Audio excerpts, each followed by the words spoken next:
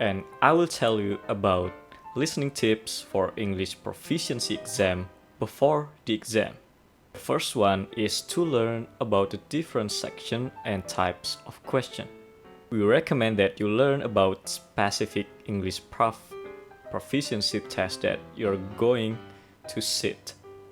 You can get the most accurate information directly from the examination body's website like IELTS, TOEIC, TESOL, and the Cambridge English exams and more.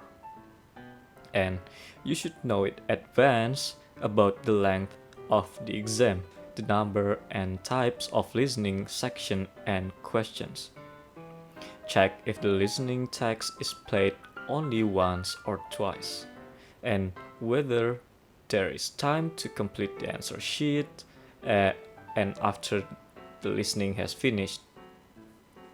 This information can help you with your strategy in exam and help you to perform better in your exams. Second one is read example of the exam. It is a good idea to read and listen to examples of the listening test in your exam preparation. You can find this information in free materials on the internet and in numerous books you can find anywhere. Many listening test samples also come with answer and tab scripts, which enable you to read the text and find the answer.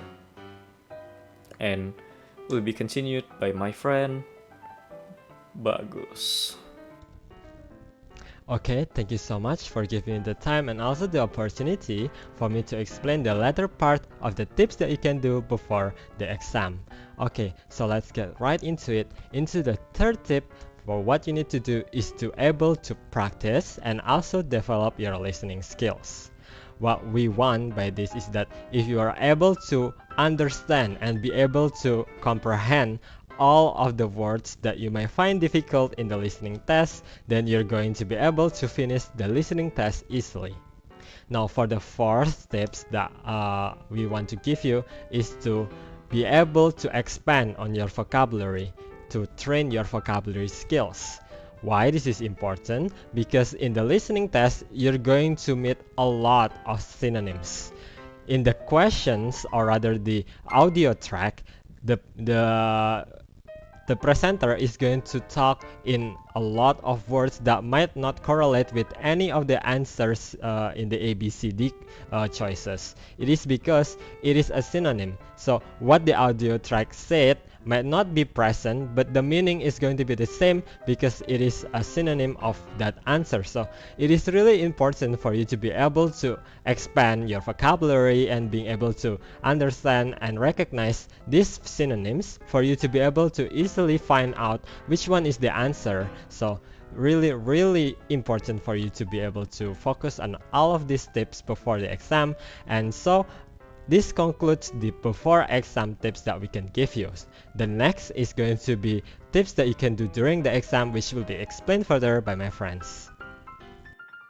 And here are some tips during exam for TOEIC listening. The first one is read questions before the listening starts. You should quickly read the questions before the listening in each section starts.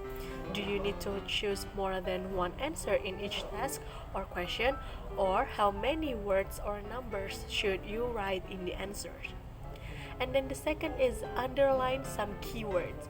We also recommend underlining key information in the questions because this can help you to understand the questions and identify the answers more easily in the listening test. The next tips is think about context. If you think about the question and identify the context, you can better understand and predict each section of the listening. And the next one is make notes during the listening and don't try to understand every word. During the listening, you may hear several answers in a short time. And if you try to listen and understand every word, you might miss the answers. So it's better for you to listen only to the main information. And you can also make the notes directly on the test paper while you are listening. Then, Write answers on the listening answer sheet. Make sure that you have time to write your answers on the answer sheet. Some exams give a good period of time after your listening has finished to do this. So check that you are completing the questions accurately and make sure that your spelling is correct. The last one, if you didn't the answer, guess. You will only get marks for giving correct answers and will not lose marks for providing an incorrect answer.